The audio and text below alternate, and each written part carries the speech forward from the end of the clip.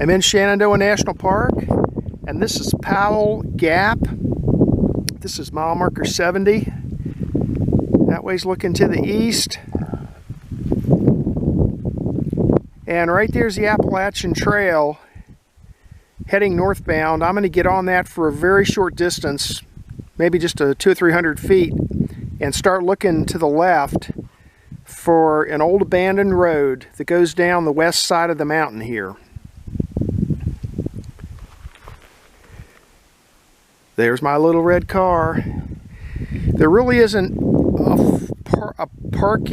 a designated parking area here. You can just see it's all been mowed down here. So I'm parking pretty much right next to this sign here. You can see the elevation here in the gap is 2295.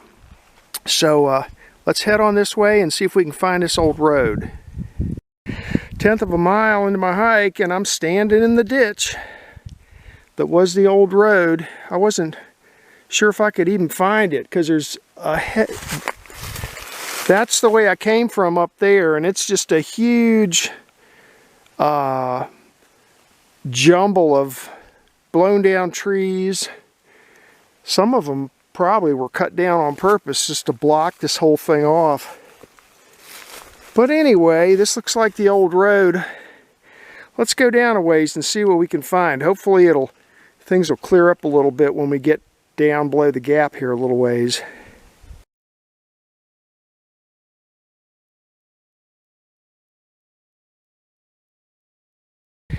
Quarter of a mile into my hike, I'm still following the old road, but it's rough hiking up here near the gap because there's millions of prickly bushes all over the place.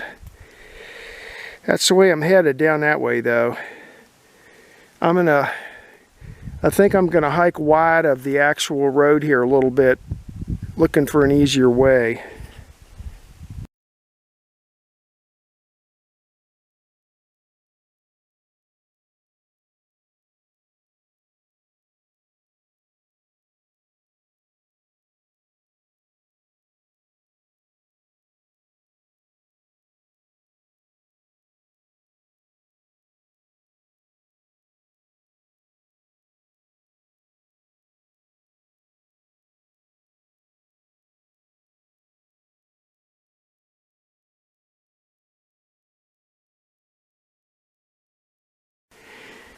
Seven-tenths of a mile into my hike. I'm down to 2,010 feet now. That's the way I'm headed. And here's what the area looks like. Down that way is the stream that drains this hollow.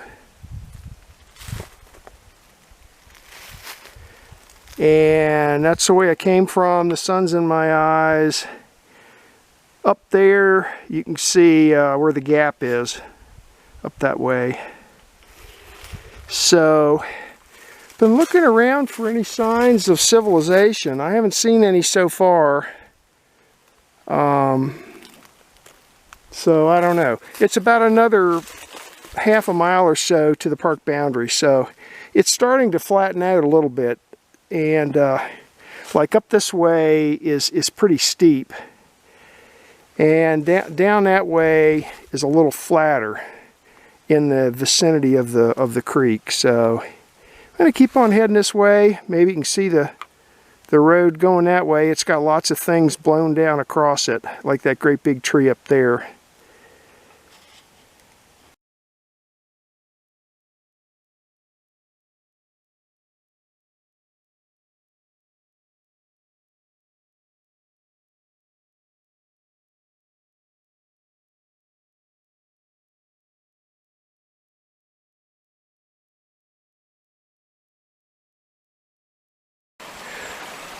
.2 miles into my hike, I'm down to 1,800 feet, and finally got down to water. There's where I came from, that way, around the bend, and going to be following this road. I don't know, it looks like it goes a couple different places, but I'm heading down this way. Now, according to the topo map, this road eventually crosses over this creek. We'll see if it does or not.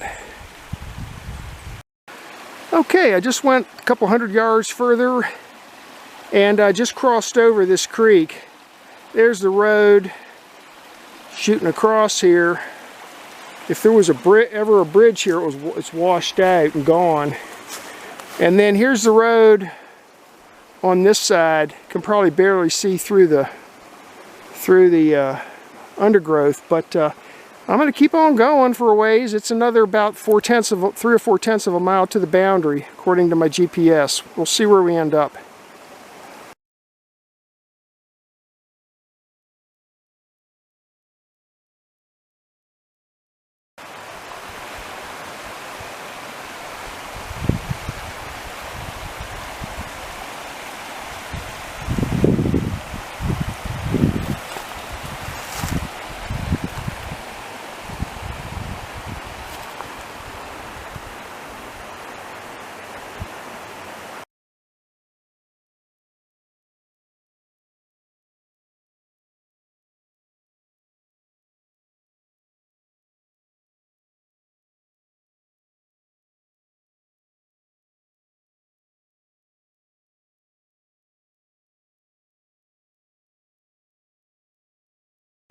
.6 miles into my hike, I'm down to 1,670 feet.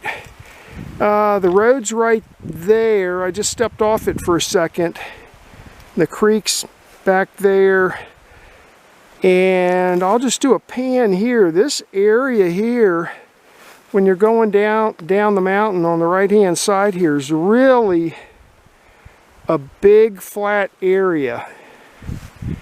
And there's I've seen a half a dozen pretty good sized rock piles. And what looks like maybe even some old driveways and stuff in through here. I'm half expecting to find like an old foundation or maybe an old chimney still standing, but I don't see anything. But anyway, pretty good chance somebody lived right down here. I'll mark it. I'll mark it with my GPS.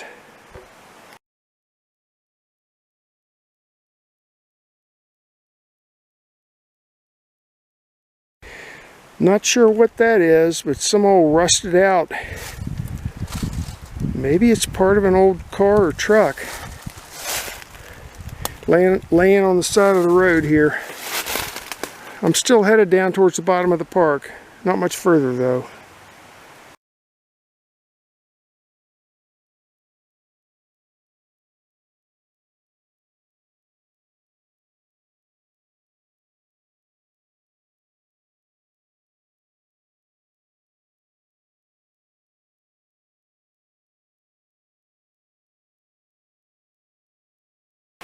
.9 miles into my hike, I'm down to 1,600 feet. That's looking back upstream. The last few hundred yards I've been following the stream and taking note of trees that had red blazing on them. And then I finally came to this rock. It's got red blazing on it. And then there's a tall pole in the knocked down, and it says that United States Department of the Interior boundary line, National Park Service. So I'm guessing this is the boundary.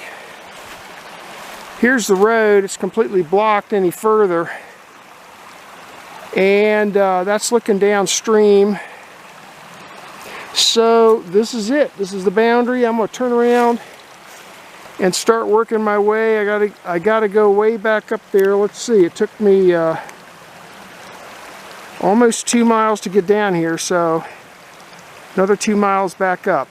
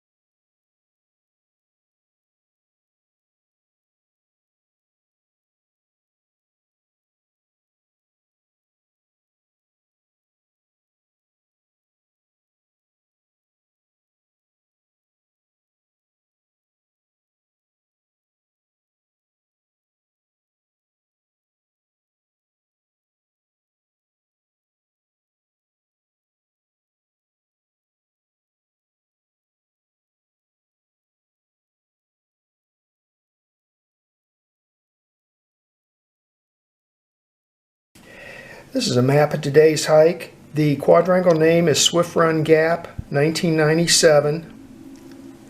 The road that I hiked right here doesn't have a name on the map, but down here at the bottom of the mountain on the west side they call it Powell Gap Road.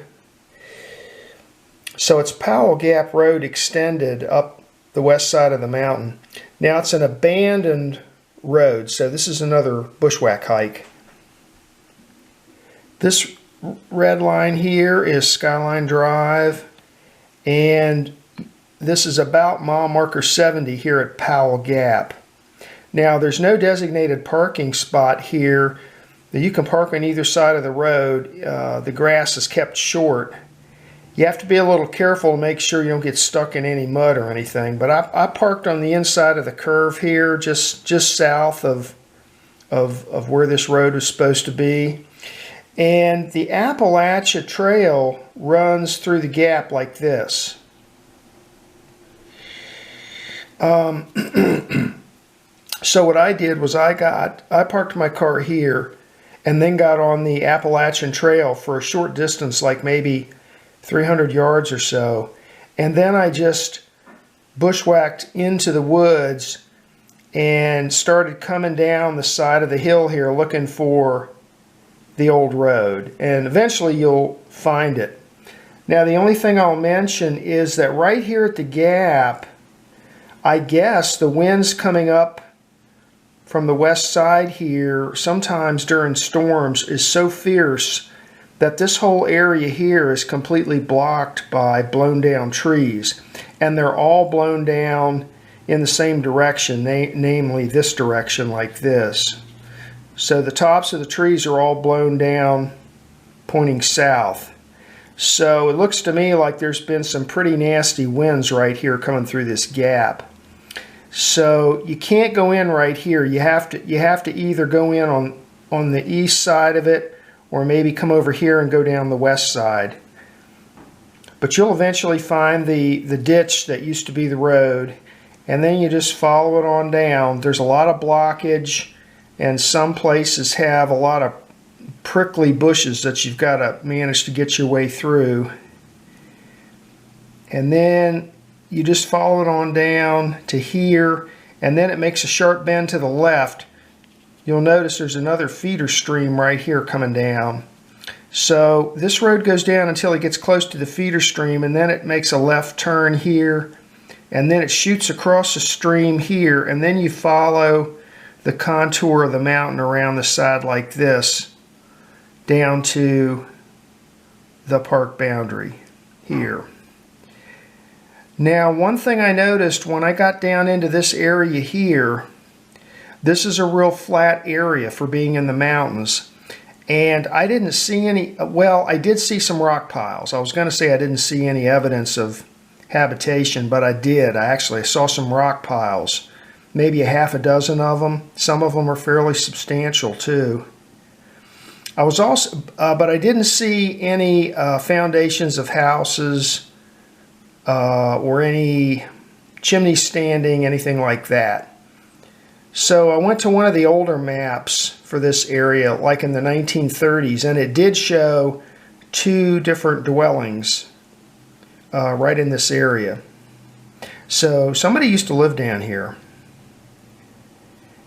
Anyway, I followed this on down until I got to the park boundary and turn around and work my way back up.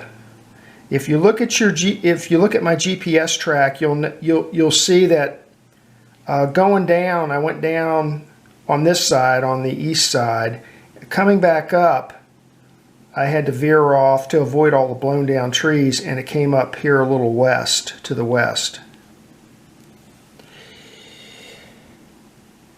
This same road also went across the gap and went down the east side of the mountain like this. Now I haven't hiked that yet. I'll have to investigate that. But from looking at the maps, it's pretty short, maybe half the distance of this one to the boundary.